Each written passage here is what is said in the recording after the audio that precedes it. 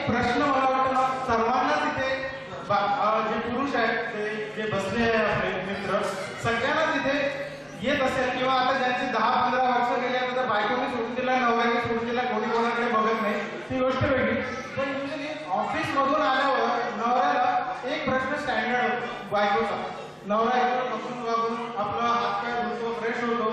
बायको विचारते अहो आज काय करू स्वयंपाकात करणं बरं काही तुला कसं वाटतं तसं करताना काय 2 घास मिळाले बस तो खुश. पण तरी आज काय करू खायला आता तो ती परत विचारते लाडाने यावेळेस आता अहो सांगा ना असं बघा बरं करतो काय करू आज. तो एकदम टेन्शन नाही करतो म्हणजे बायकोचे लाड पण करणार हो. म्हणते ठीक आहे असं करा फुलकोबीची भाजी. आता ती म्हणते हो आजच तू फुलकोबीची भाजी केली ना अच्छा असं आहे का. तो म्हणते मग तू अशी काय शिमला मिरचीची भाजी कर. ती म्हणते हो नाही हो बंटीला नाही आवडत ना बंटी म्हणजे मुलगा मध्ये आला मुलाला नाही आवडत आता काय. आता ती म्हणते असं काय तू लवकीची भाजी कर दुधीची भाजी कर ती पुष्कळ दिवस झाले खाल्ली.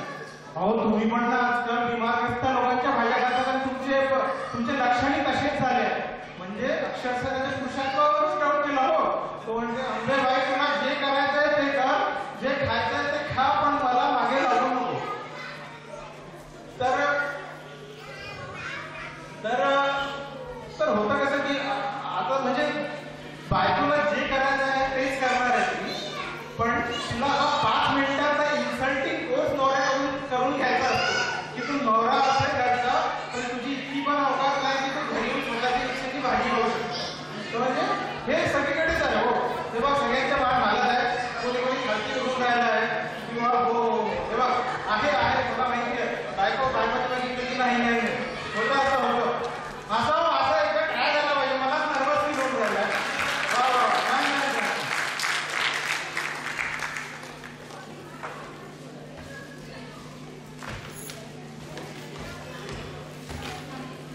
आता हे नवरा बायकोचा संसार आहे तर हे सर्व होणारच याच्यात काही हे नाही.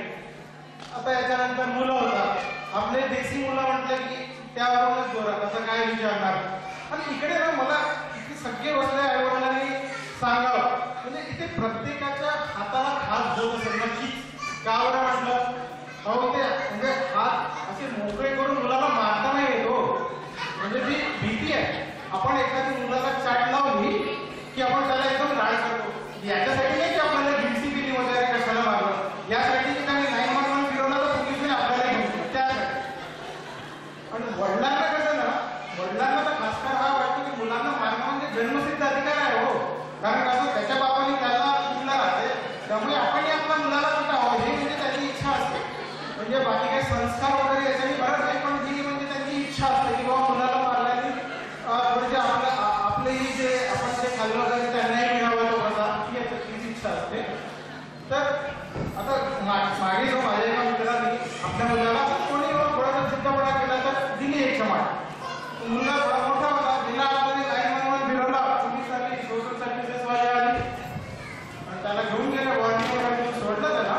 पण म्हणजे तो एकदम लागून गेला म्हणजे यार या जगात आपल्या मुलावर आपण काय बोलू नाही शकत काही आपण त्याला हाती नाही होऊ शकत म्हणजे हा काय प्रकार आहे.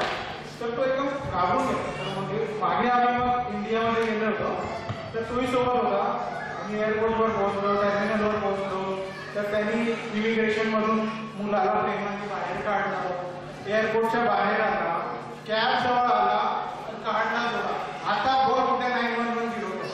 तेव्हा मला कळलं की आपण अप्रवासी भारतीय देशाची आठवण येतो म्हणून नाही जात पण की मुलाला कुटायला जातो. 1 महिना कुठला आणलं की 1 वर्ष कुठली परत जेव्हा म्हटलं अरे यार त्या मारायला परत एक ट्रिप काढ तर हे असं चालायचं. आणि आता देशी वडिलांना आपल्या सगळ्या वडिलांना कॉन्फिडन्स खूप असतो.